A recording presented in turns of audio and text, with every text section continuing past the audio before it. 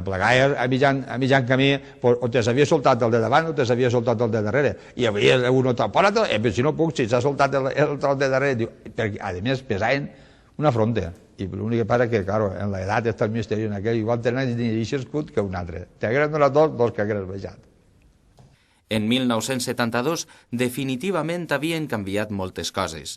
Per exemple, el nombre de festers, una situació que garantia el futur de la Filà, però que, en canvi, va posar fi a alguns dels privilegis que tenien els més antics dels asturianos.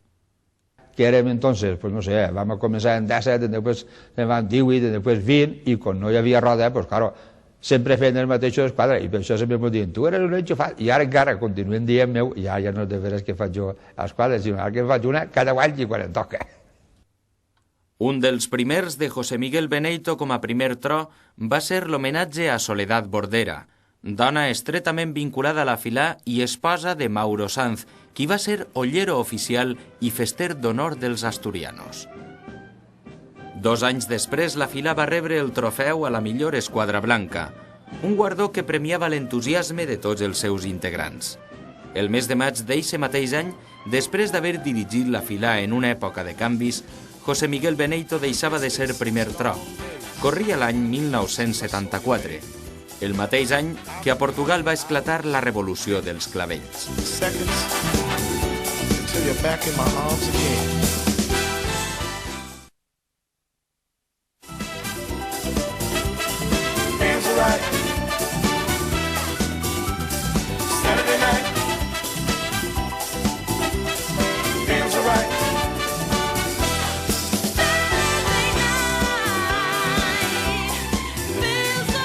L'any 1974 al Sàhara espanyol es demanava l'autodeterminació.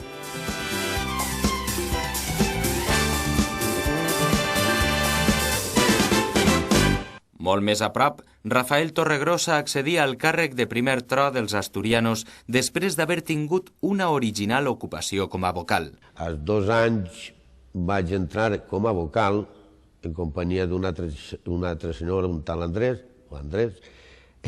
per organitzar, això sí que me'n recordo, omplir les botelles de cafè, perquè entonces el cafè no venia en això, sinó que venia en garrafa i tenia que omplir-ho en botelletes, el barralet. Després ja, l'altre any, vaig passar a tesorer de Beneito, com a primer tro Beneito i jo tesorer. I després, pues, claro, després, als 2 anys, com normalment a cada 2 anys hi ha una rotació de canvi de primer tro, Beneito va acabar, vaig eixir jo de primer tro i vaig estar 4 anys de primer tro. Una altra cosa ben original durant el mandat de Rafael Torregrossa van ser els ensaios de Filà. Nosaltres també fèiem un tipus d'ensaio que, com eren 4 soldats i un cabo, també es pot dir això, tenim un grup més que res d'amics, i quasi tots de la mateixa edat. Doncs fem uns ensaios, posàvem unes capes per així, per fer els ensaios, o es posàvem una xilava. Doncs ara anem a tocar moros, doncs pillàvem una xilava i posàvem una xilava i fem un ensaio interiorment en la Filà.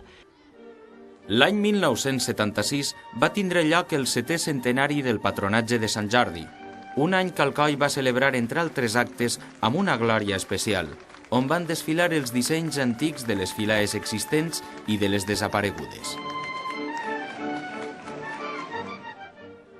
José Iborra i Antonio Gisbert, de malnom Borrego, van ser els encarregats de representar els asturianos amb el disseny antic de la Filà.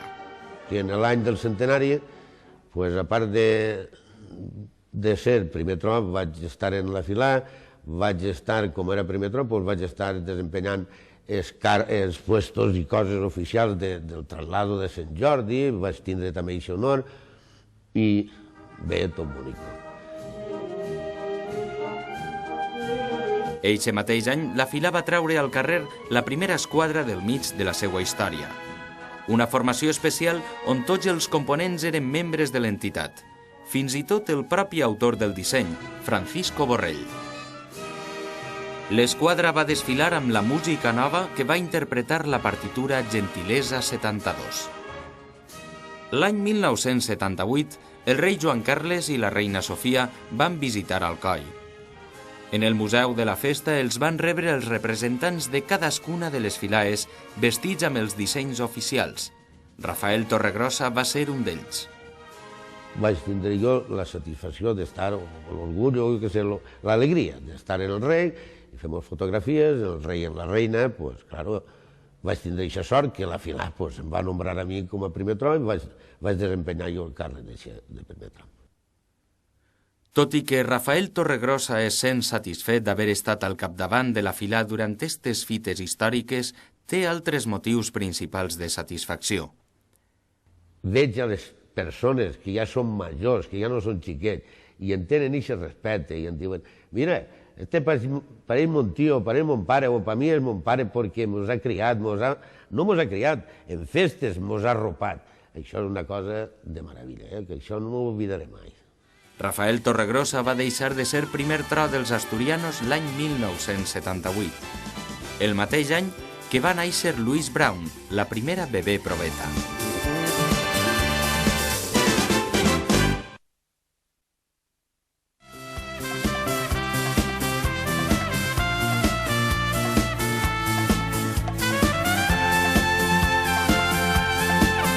L'any 1978, amb un 32% d'abstenció, un 60% de vots a favor i un 8% en contra, els espanyols van aprovar democràticament la Constitució.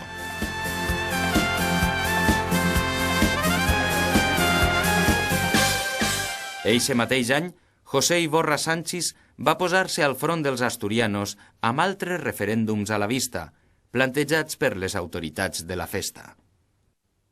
El primer d'ells proposava la institució de la roda en l'entrada i el segon el canvi d'itinerari pel camí. Els asturianos van votar en contra de les dues mocions, que finalment van ser majoritàriament recolzades per la resta de filaes.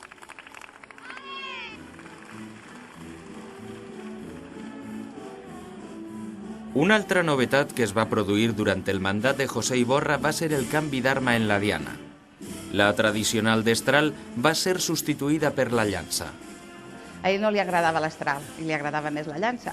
Entonces va fer una assemblea i van aprovar la llança. Hi havia alguns que no us agradava perquè no sabien manejar-la bé i entonces pues, no us agradava, però al final va ser aprovat. I lluïxen molt més en llança.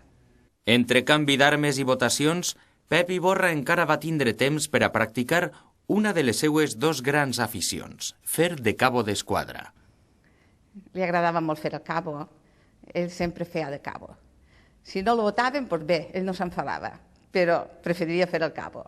Li agradava molt la festa i li agradava fer el cabo. L'altra afició era la composició de cançons, una afició que, per cert, compartia amb el seu amic i company de filà, Germán Bou. I en l'aire centenari va fer un verset.